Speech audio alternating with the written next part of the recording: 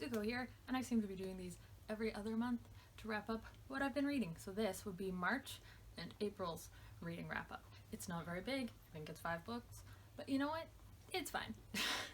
So the first book I read in March was The Fifth Wave by Rick Yancey.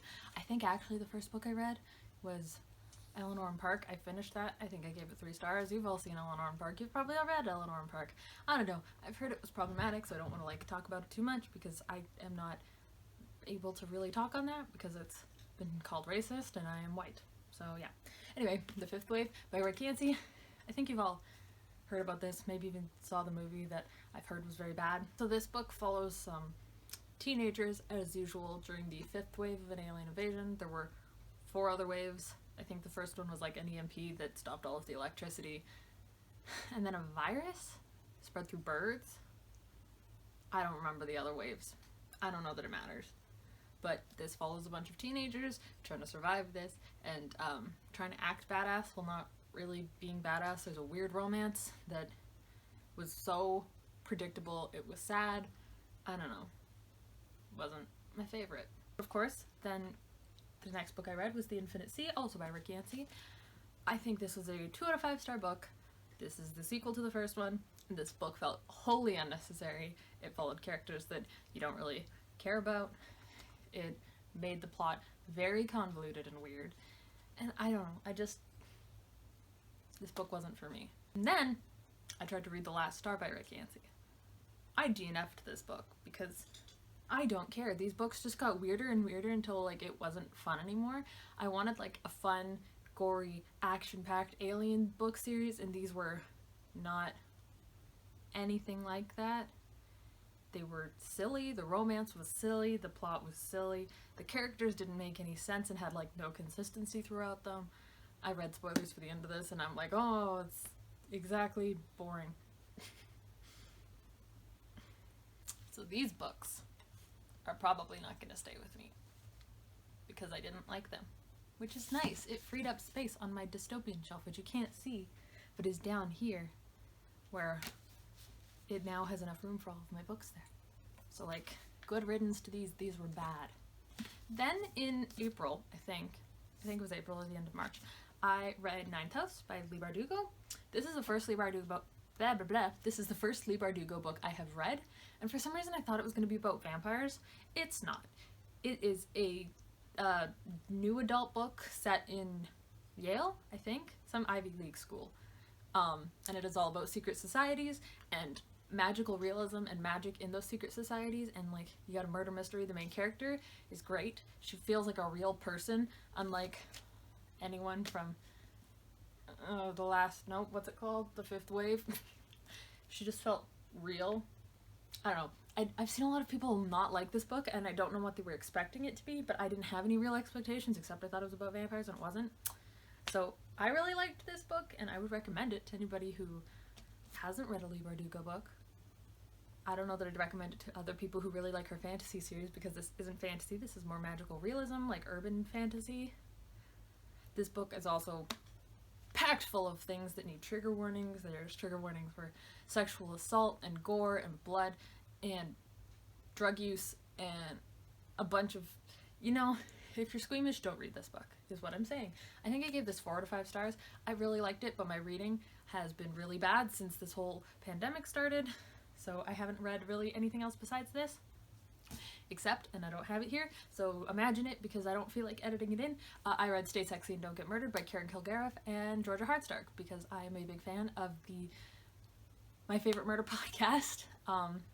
So I read their autobiography, I read their book, collection of essays. I don't know anything about nonfiction, but I read their book also because it was a very short audiobook and I had the hardcover copy, but it is not here right now because I'm making my mother read it.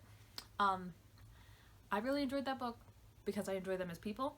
I'm not sure anyone else would enjoy that book if they didn't enjoy them as people, but you might, because it was a lot of mental health, life stories, and those are, I think, interesting no matter who you are. I'm not sure. I'm very disconjointed today. Is that a word? Disjointed? Discombobulated? I think I may have just mixed those 2 words up together. I don't know. This pandemic is doing a lot of things for my ability to read and my attention span, and like everything's kind of, you know, how is everybody else doing? Because like, meh. How's your reading going? Are you reading? Are you finding it easier to read now that you have free time, or are you finding it harder to read because everything is all up in the air and weird? Let me know in the comments. We'll talk about it because, you know, what else can we do right now besides talk on the internet? So yeah, that would be my reading wrap up for March and April.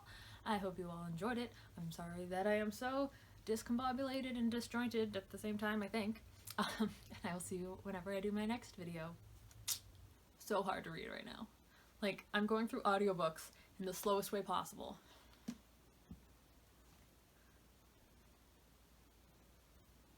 Oh my god, wait, what was the last book I read?